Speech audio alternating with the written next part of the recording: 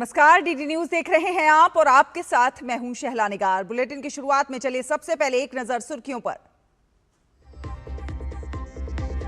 किरेन रिजिजू ने राहुल गांधी पर लगाया बड़ा आरोप, कहा राहुल गांधी खतरनाक हैं, रास्ते पर भारत विरोधी, जॉर्ज सोरोस के साथ मिलकर कर रहे हैं काम।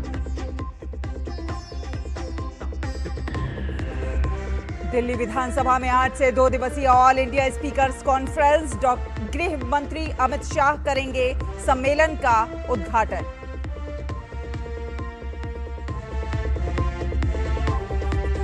फिजी के प्रधानमंत्री सितिवेनी लिगामामादा राबुका पहुंचे नई दिल्ली, प्रधानमंत्री नरेंद्र मोदी के साथ कल करेंगे द्विपक्षीय वार्ता। उत्तराखंड के थराली में बादल फटने से 2 लोगों की मौत और 11 घायल, राहत बचाव के लिए पहुंची सेना, सीएम धामी ने 5 लाख रुपए की दी तत्काल मदद।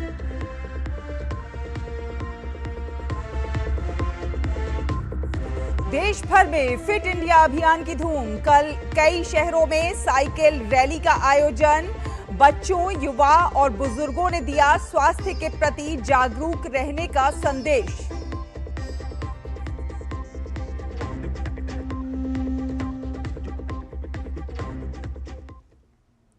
तो आपको बता दें कि केंद्रीय संसदीय कार्य मंत्री किरेन रिजिजू ने राहुल गांधी पर आरोप लगाया है कि वे भारत विरोधी ताकतों के साथ मिलकर काम कर रहे हैं।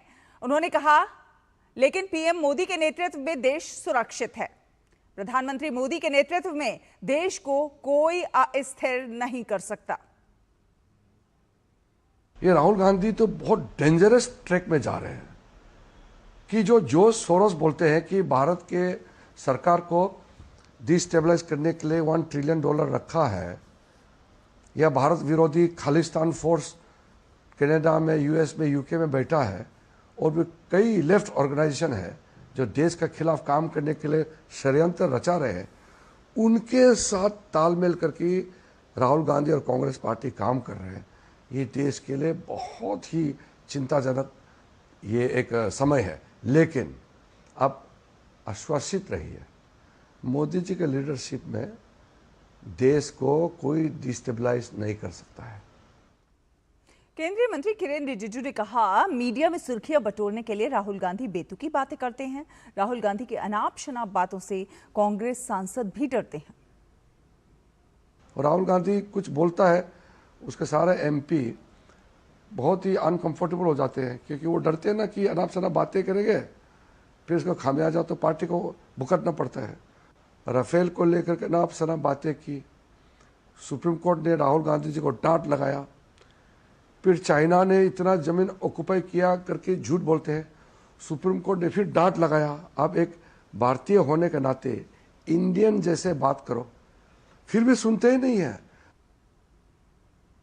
और आरजेडी नेता तेजस्वी यादव के खिलाफ दर्ज एफआईआर पर केंद्रीय गृह राज्य मंत्री नित्यानंद राय ने कहा है कि तेजस्वी यादव हमेशा प्रधानमंत्री नरेंद्र मोदी के खिलाफ अपशब्दों का प्रयोग करते हैं, जिससे बिहार की जनता की भावनाएं आहत होती हैं।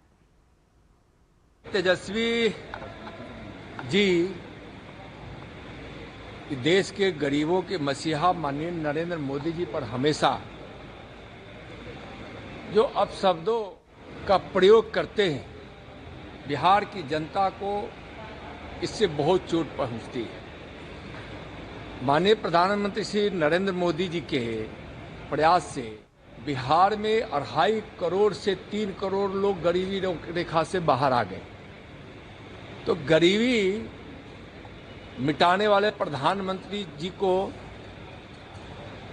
करप्शन और भ्रष्टाचार में लिपटा हुआ कोई नेता अपशब्द कहे तो गरीबों को चोट पहुंचना स्वाभाविक है। उन्होंने आगे ये भी कहा कि तेजस्वी यादव बार बार क्राइम और करप्शन फ्री सरकार देने की बात करते हैं, लेकिन सत्ता में रहकर उन्होंने सिर्फ अपराध और भ्रष्टाचार को ही बढ़ावा दिया। तेजस्वी जी बार बार कह रहे हैं कि हम क्राइम और करप्शन फ्री सरकार देंगे, तो लोगों को हंसी आती है। सत्ता में रहकर उन्होंने क्राइम और करप्शन को ही बढ़ावा दिया है, और बिहार की जनता जानती है कि करप्शन और क्राइम आरजेडी और तेजस्वी जी की नीति में है, नियत में है। और आपको बता दें कि दिल्ली में आज से 2 दिवसीय ऑल इंडिया स्पीकर्स कॉन्फ्रेंस का आयोजन किया जा रहा है। केंद्रीय गृह मंत्री अमित शाह कॉन्फ्रेंस का उद्घाटन करेंगे। ये सम्मेलन देश के पहले निर्वाचित अध्यक्ष के रूप में विट्ठल भाई पटेल के केंद्रीय विधानसभा अध्यक्ष का पदभार ग्रहण करने के शताब्दी वर्ष के उपलक्ष्य में आयोजित किया जा रहा है। सम्मेलन में विट्ठल भाई पटेल के जीवन, संसदीय योगदान और स्वतंत्रता संग्राम में उनकी भूमिका पर आधारित एक प्रदर्शनी का भी आयोजन होगा। इसके साथ ही भारत की विविधता में एकता को दर्शाने वाले सांस्कृतिक कार्यक्रम भी प्रस्तुत किए जाएंगे।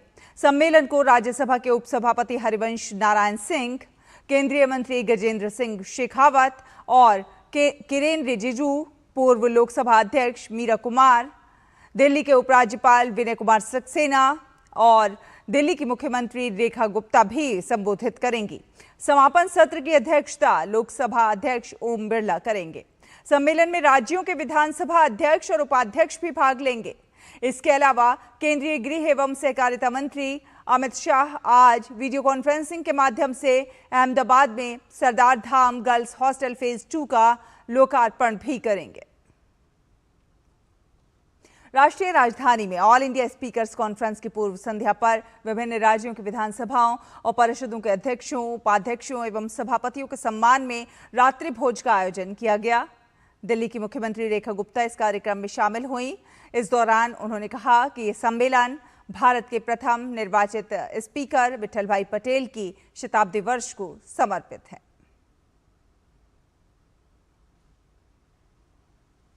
और आपको बता दें कि फिजी गणराज्य के प्रधानमंत्री सिरिवेनी लिगामावादा राबुका आज से 3 दिन के भारत दौरे पर हैं। फिजी के प्रधानमंत्री राबुका की ये पहली भारत यात्रा होगी। सिरिवेनी लिगामावादा राबुका अपनी यात्रा के दौरान पीएम मोदी के साथ द्विपक्षीय वार्ता भी करेंगे। इससे पहले मई 2023 में पीएम मोदी ने फिजी की अपनी यात्रा के दौरान पोर्ट मोरेस्बी में फिजी के प्रधानमंत्री राबुका से मुलाकात की थी। फिजी के प्रधानमंत्री की यात्रा भारत और फिजी के बीच दीर्घकालिक और स्थायी संबंधों को रेखांकित करती है। विदेश मंत्रालय के सचिव पूर्व पी कुमारन ने कोलंबिया का दौरा किया और ये दौरा दोनों देशों के बीच मजबूत होते हुए संबंधों की दिशा में बेहद अहम कदम माना जा सकता है। इस यात्रा के दौरान पी कुमारन ने कोलंबिया के विदेश मामलों, संस्कृति और आईसीटी के मंत्रियों और उपमंत्रियों के साथ उच्च स्तरीय बैठकें की। इन बैठकों में व्यापार, डिजिटल सहयोग और सांस्कृतिक आदान प्रदान जैसे कई अहम मुद्दों पर विस्तार से चर्चा हुई। पी कुमारन ने भारतीय व्यापारिक समुदाय और CORI थिंक टैंक से भी मुलाकात की। इस दौरे से दोनों देशों के बीच न सिर्फ राजनीतिक बल्कि आर्थिक और सांस्कृतिक संबंधों को भी एक नई दिशा मिलने की उम्मीद है। रक्षा अनुसंधान एवं विकास संगठन DRDO ने ओडिशा के तट से एकीकृत वायु रक्षा हथियार प्रणाली IADWS की पहल का उड़ान परीक्षण सफलतापूर्वक किया है।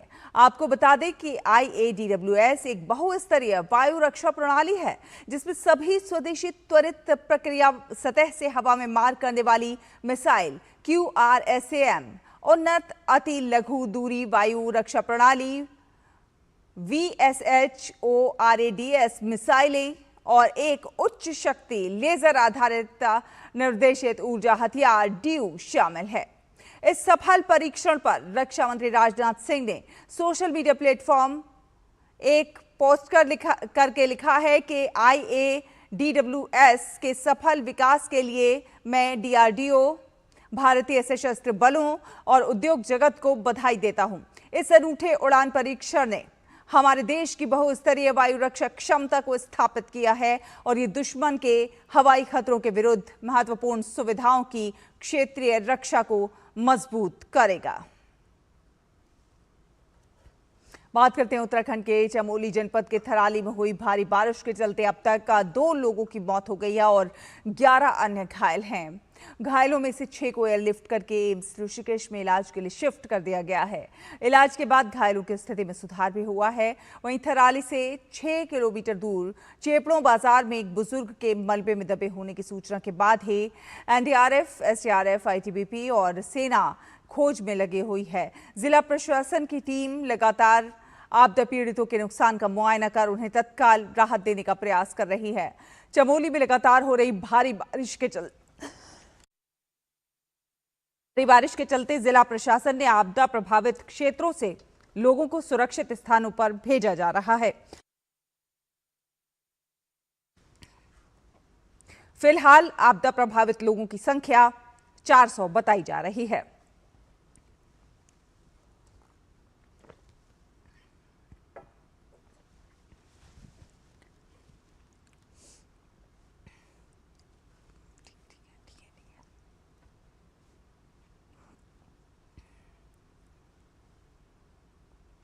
उत्तराखंड के थराली समेत कई आपदाग्रस्त क्षेत्रों में तबाही के बाद अब सरकार ने पीड़ितों को राहत देने के लिए कई बड़े कदम उठाए हैं। मुख्यमंत्री पुष्कर सिंह धामी ने देर रात आपदा परिचालन केंद्र में एक उच्च स्तरीय बैठक की और अधिकारियों को सख्त निर्देश दिए।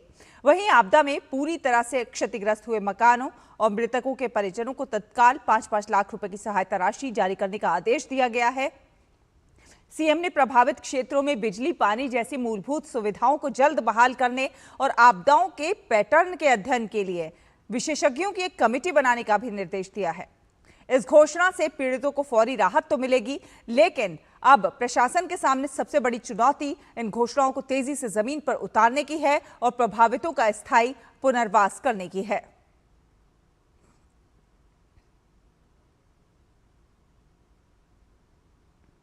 अत्यधिक व्यस्त रहने वाला मनाली चंडीगढ़ राजमार्ग पूरे 1 महीने से लगातार बाधित हो रहा है। एक बार फिर ये कल शाम से मंडी के पास हुए भूस्खलन के कारण बाधित है। बड़ी संख्या में वाहन दोनों तरफ फंसे हुए हैं। चंडीगढ़ की ओर जाने वाले वैकल्पिक मार्ग भी बंद हैं, जिससे लोगों की परेशानी और भी ज्यादा बढ़ गई है। मंडी जिले में बीती रात से बारिश का दौर जारी है। मंडी और कुल्लू के बीच में पंडोह और ओट टनल है, जहां पर बार बार भूस्खलन हो रहा है। पंडोह से लेकर औट तक विभिन्न स्थानों पर भूस्खलन की घटनाएं हुई हैं। मलबा हटाने का काम लगातार जारी है।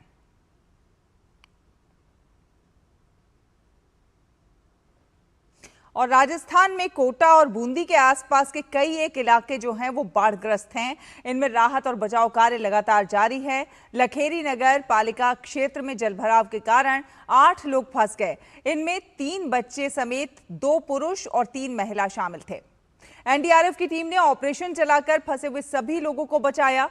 इस दौरान कुछ पशुओं को भी रेस्क्यू किया गया। तो वहीं भारतीय वायुसेना भी कोटा और बूंदी क्षेत्र में आपातकालीन स्थिति के लिए पूरी तरह से तैनात है। सहायता के लिए एक MI-17 विमान पहले ही उड़ान भर चुका है।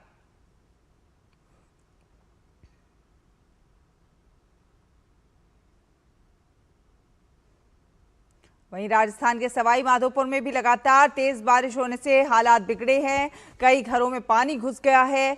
सड़कें और गांव जो हैं, सैकड़ों गांव वहां पर जलमग्न होने के साथ साथ राष्ट्रीय राजमार्ग और मेगा हाईवे सहित कई अन्य प्रमुख मार्ग भी अवरुद्ध हो गए हैं। स्थिति से निपटने के लिए एनडीआरएफ यानी कि राष्ट्रीय आपदा मोचन दल की विशेष टीम वहां पर तैनात है। सवाई माधोपुर के ढोनाली गांव में एनडीआरएफ की टीम ने विशेष ऑपरेशन चलाकर वाटर लॉगिंग में फंसे 26 लोगों को रेस्क्यू किया। इनमें 5 बच्चों समेत 10 पुरुष और 11 महिला शामिल थे।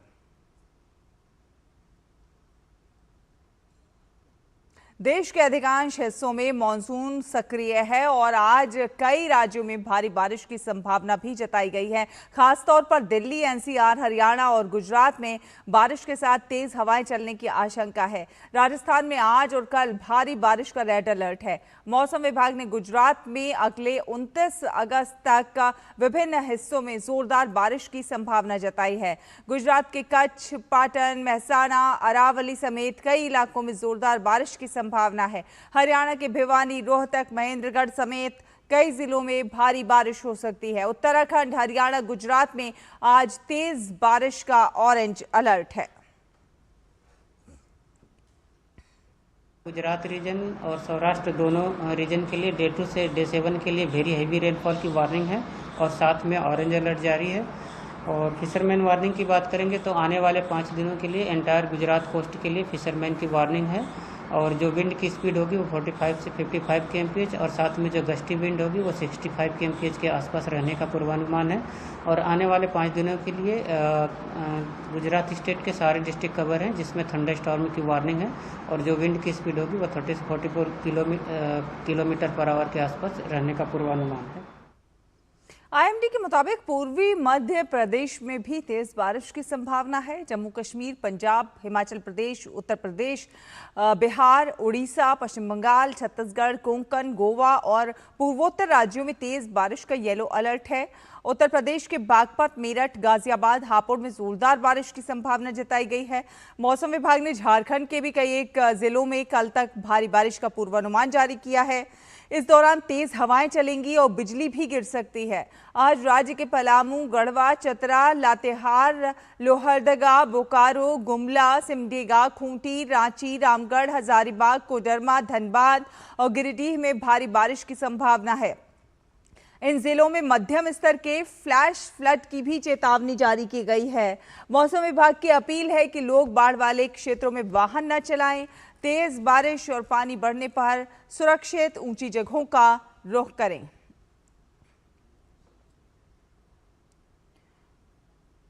गुजरात के जाफराबाद के पास समुद्र में डूबे मछुआरों की तलाश लगातार जारी है और इस भीषण नाव हादसे में 3 नावों के डूब जाने से 11 मछुआरे लापता हो गए थे। इनमें से 2 मछुआरों के शव 30 नॉटिकल मील दूर कोस्ट गार्ड को मिले हैं, जबकि 9 की तलाश अभी जारी है। कोस्ट गार्ड की मदद से एनडीआरएफ और एसडीआरएफ की टीम लापता मछुआरों की खोज कर रही है, लेकिन अभी तक उनका पता नहीं चल सका है। एनडीआरएफ और एसडीआरएफ की 12 टीमें आपात स्थिति से निपटने के लिए लगाई गई हैं। खराब मौसम के कारण खोज और बचाव अभियान में काफी दिक्कतें सामने आ रही हैं।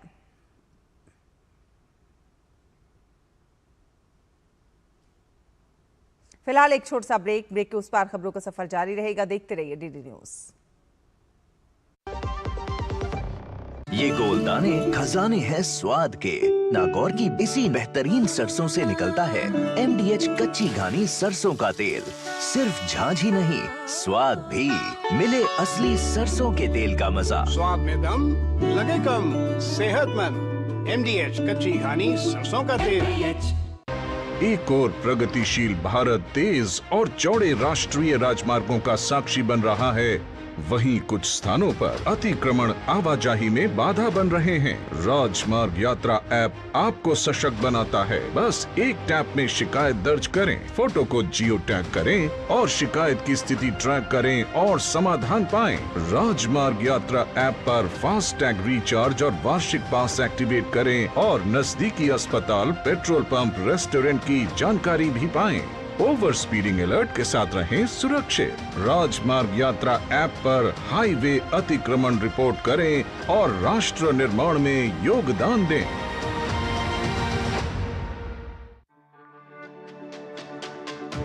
मेरी पसंद, मेरी पसंद, मेरी पसंद, मेरी पसंद, हमारी पसंद, हम सबकी पसंद। मजबूत देश का मजबूत सरिया हो गया स्टील। ब्रेक के बाद स्वागत है आपका। आपको बता दें कि भारतीय रेलवे ने एक और बड़ी उपलब्धि हासिल की है। पहली बार high speed small cargo train eastern dedicated freight corridor के न्यू कलानौर स्टेशन पर पहुंचेगी। लॉजिस्टिक्स पहुंच का विस्तार करने के लिए इस हाई स्पीड स्मॉल कार्गो सेवा का शुभारंभ किया गया है। इस high speed small cargo train से पार्सल, ई कॉमर्स, दवाओं और खराब होने वाली वस्तुओं की त्वरित आवाजाही की जाएगी।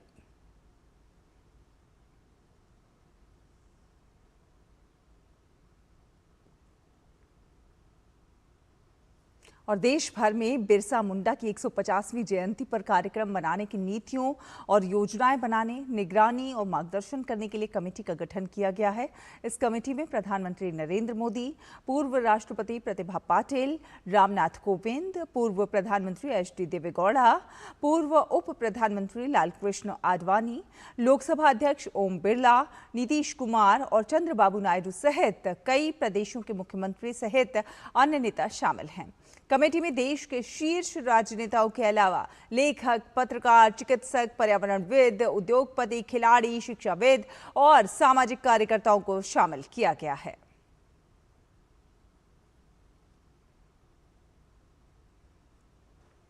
विलुप्त होने की कगार पर पहुंच चुकी सूफ कढ़ाई कला को वाणिज्य एवं उद्योग मंत्रालय के उद्योग एवं आंतरिक व्यापार विभाग के एक जिला एक उत्पाद कार्यक्रम के जरिए आर्थिक संबल मिलने की संभावना है। राजस्थान के बाड़मेर, जैसलमेर एवं गुजरात के कच्छ इलाके में पाक विस्थापित महिलाएं सूफ कढ़ाई कला की बारीकियां जानती हैं।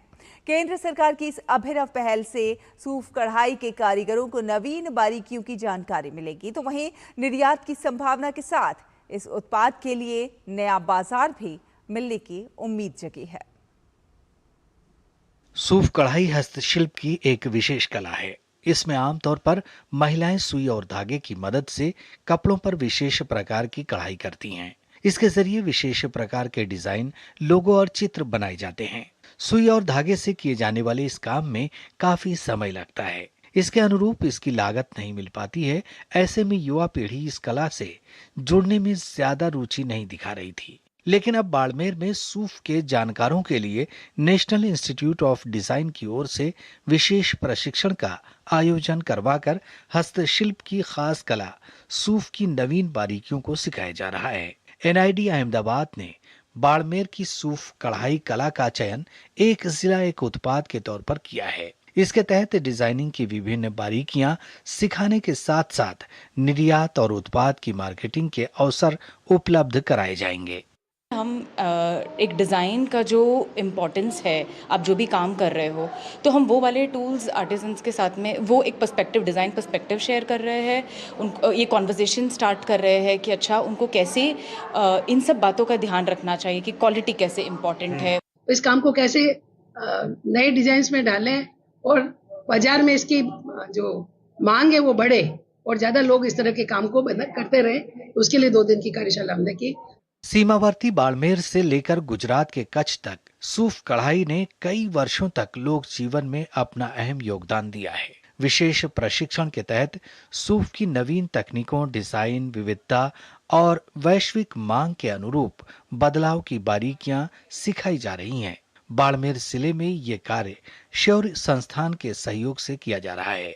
अब इस सूफ कढ़ाई को विदेशों में हैंडीक्राफ्ट मेले, डिजाइनर बुटीक और ई-कॉमर्स प्लेटफॉर्म पर उतारने की योजना बनाई जा रही है। हमने उनको ट्रेनिंग्स और वर्कशॉप्स वगैरह दिलवा के उनकी स्किल को भी डेवलप किया है और इसी के थ्रू वो आगे मतलब अपने बाजार तक उनकी डायरेक्ट पहुंच बनी है। देश के साथ साथ विदेशों में भी सूफ कढ़ाई की डिमांड रहती है। एक जिला एक उत्पाद कार्यक्रम के तहत इस हस्तशिल्प कला को आर्थिक संबल मिलने से हाथ के इस हुनर को बढ़ावा मिलेगा और रोजगार के अवसर भी बढ़ेंगे। Bureau report, DD news. देश भर में फिट इंडिया अभियान चलाया जा रहा है और इसका मकसद फिटनेस को बढ़ावा देना है, स्वस्थ जीवन शैली को प्रोत्साहित करना और पर्यावरण संरक्षण को प्रमोट करना। इसके तहत गुजरात के अहमदाबाद में भी फिट इंडिया साइकिल रैली का आयोजन किया गया। हर उम्र के लोगों ने इसमें भाग लिया। सैकड़ों की संख्या में बच्चे, युवा और बुजुर्गों ने साइकिल चलाकर स्वास्थ्य के प्रति जागरूक रहने का संदेश दिया। इस मौके पर युवाओं ने कहा कि साइकिल चलाने से न केवल व्यक्तिगत स्वास्थ्य में सुधार होता है बल्कि वाहनों से होने वाले प्रदूषण में भी कमी आती है।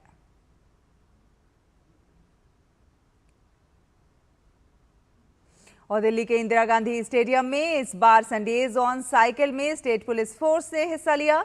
हर हफ्ते इतवार के दिन आयोजित होने वाले संडेज ऑन साइकिल के इस अंक में अंडर 19 मुक्केबाजी में विश्व चैंपियन कृष्णा वर्मा और जूनियर वर्ग में भारोत्तोलक में कांस्य पदक हासिल अनन्या पाटिल ने भाग लिया। हरियाणा के सिरसा जिले के डबवाली में नशा मुक्त समाज के संदेश के साथ यूथ मैराथन 2025 का आयोजन किया गया, जिसमें मुख्य अतिथि के तौर पर राज्य के सीएम नायब सिंह सैनी उपस्थित रहे।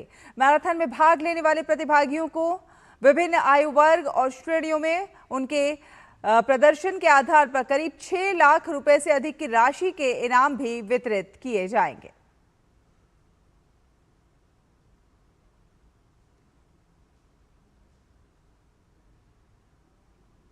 भारतीय सेना ने ऑपरेशन सद्भावना के तहत स्पीति घाटी में एक हाई एल्टीट्यूड मैराथन का आयोजन किया। इस मैराथन में सैकड़ों धावकों ने भाग लिया। सूर्य स्पीति चैलेंज नाम से आयोजित ये इवेंट सेना के साहसिक खेल, प्रोत्साहन और सिविल मिलिट्री संबंधों को मजबूत करने की पहल का हिस्सा है।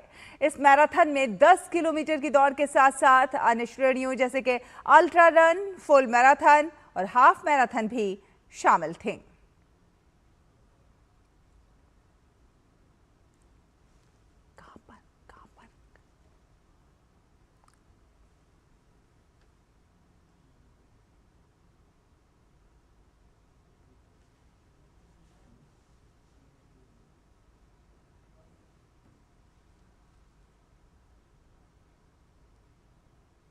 और आपको सीधे लिए चलते हैं नई दिल्ली में इस समय रक्षा मंत्री राजनाथ सिंह संबोधित कर रहे हैं, वो सुनते हैं।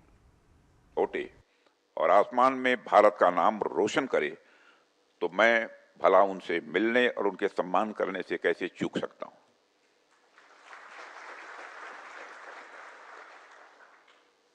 मुझे सच में भारत मां के सपूत ग्रुप कैप्टन शुभांशु शुक्ला का स्वागत और अभिनंदन करते हुए गर्व की अनुभूति हो रही है, और साथ ही उनके अन्य जो साथी हैं, group captain PV Nair, group captain Ajit Krishnan और ग्रुप कैप्टन अंगद प्रताप, मैं यही कहना चाहूंगा आप सबके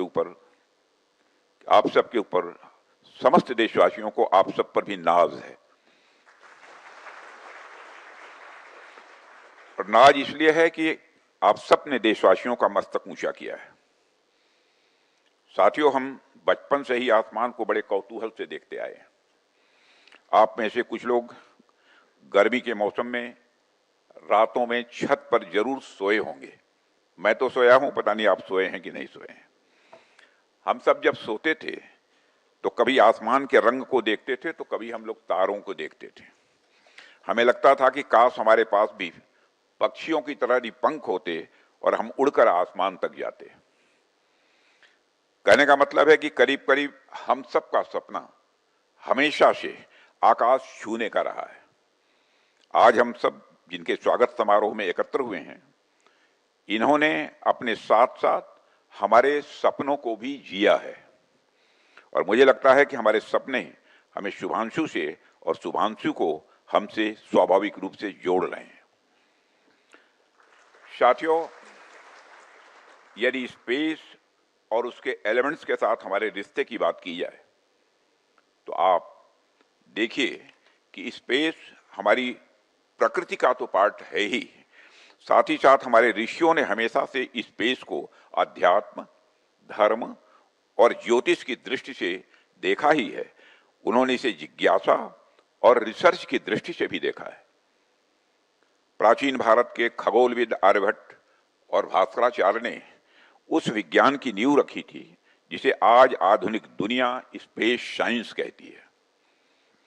हमारे पूर्वज स्पेस को लेकर एक बेहद समृद्ध विरासत हमें सौंप गए, और आज आप देखिए कि वही परंपरा हमारे वैज्ञानिकों, हमारे युवाओं और हमारे अंतरिक्ष यात्रियों में उसी जिज्ञासा और साहस के रूप में जीवित है।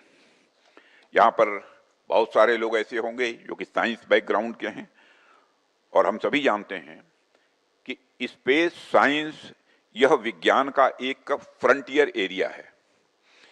जिस प्रकार artificial intelligence, quantum physics, astrophysics और जेनेटिक्स विज्ञान के फ्रंटियर एरियाज हैं, उसी प्रकार स्पेस साइंस भी विज्ञान की एक फ्रंटियर एरिया है।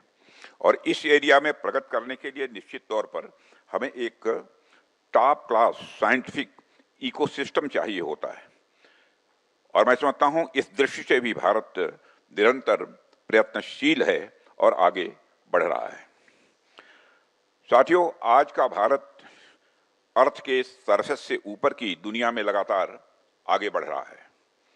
और आज जब हम भारत की स्पेस जर्नी की ओर देखते हैं तो हम पाते हैं कि हमारा कंट्रीब्यूशन केवल स्पेस में उपग्रह भेजने तक सीमित नहीं है।